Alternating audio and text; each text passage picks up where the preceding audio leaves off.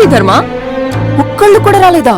అందుకే అధిష్టానంతో గొడవ పడకూడదన్నాను. రాజకీయాలన్నవి నువ్వనుకుంటున్నట్టు కుర్చీలు వేసి టెంట్లు కట్టే అంత చిన్న విషయం కాదు, చాలా పెద్దవి.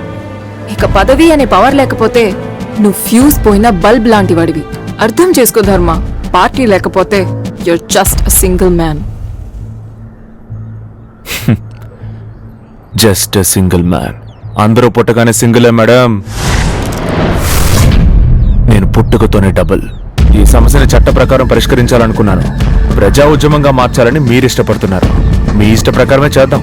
ధర్మ, నువ్వు కూ అని కూత పెట్టినా ఒక్క కాకి పిల్ల కూడా రాదు.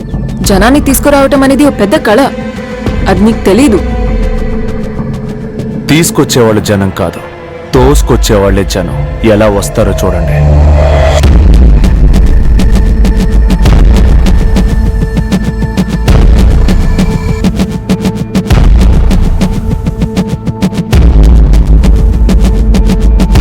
చూడ్డానికి మిలమిల్లాడుతూ అందంగా ఉండే పాదరసం ప్రపంచంలోని అతి భయంకరమైన విషయాల్లో రెండోది బాబు. మట్టిలో కప్పెట్టిన కొద్ది రోజులకి మామూలు పాదరసం మీథేన్ పాదరసంగా మారి కాలకూట విషమవుతుంది. మీలో ఎంతమందికి ఈ విషయంలో బాధించబడ్డ వాళ్ళ గురించి తెలుసో నాకు తెలియదు. ఈ వీడియోని ఫార్వర్డ్ చేయడం, షేర్ చేయడం, లైక్ చేయడం, కమెంట్ చేయడం ఇవి మాత్రమే చాలవు.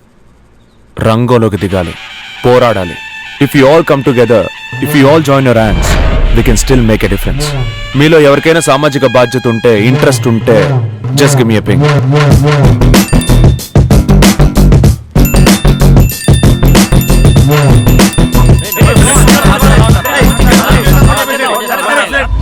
మీరు ఇంతవరకు ఎగ్జిబిషన్ గ్రౌండ్స్ లో సర్కస్లు చూసుంటారు, సర్కార్ సభలు చూసుంటారు. ఇప్పుడు మొట్టమొదటిసారి స్టూడెంట్స్ పవర్ ఏంటో చూడబోతున్నారు. అందరూ ఒకటిగా చేరి ఆ మెర్క్యూరీ ఫ్యాక్టరీలో ఉన్న వ్యర్థాలని తొలగించమని పోరాటం చేయబోతున్నారు నా నాయకత్వం.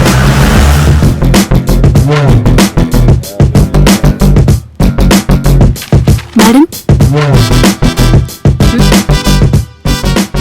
నా ఫోటోని ఎవరు బిట్ నోటీస్ లో వేసింది? దీనికే షాక్ అయితే ఎలా మేడం?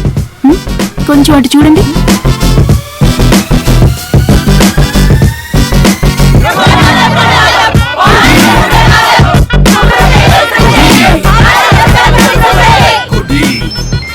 ఏమిటమ్మా, మన పార్టీ ఎమ్మెల్యే ఒక్కడిగా అదరగొట్టేస్తున్నాడు. నువ్వు ఒక ఎంపీ, ప్రధాన కార్యదర్శి కూడా. నువ్వే ముందుండాలిగా. ఆ మెర్క్యూరీ ఫ్యాక్టరీ కేసు మన గవర్నమెంటే తీసుకుని పరిష్కరిస్తుందని మీడియాతో చెప్పు. ఈ రోజు సాయంత్రం న్యూస్ లో మన పార్టీ గురించి అందరూ మాట్లాడాలి. అర్థమైందా? సరే సీఎం గారు. నిషేధించాలి, నిషేధించాలి,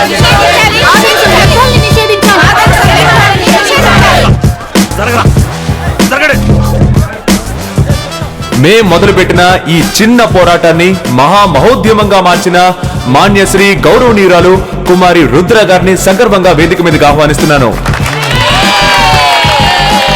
కూ అని కూత పెట్టిన ఒక్క కాకు కూడా రాదని చెప్పారు. ఇంత గుంపు రావడం మాత్రమే కాకుండా ఇక్కడికి మీరు కూడా రావాల్సి వచ్చింది.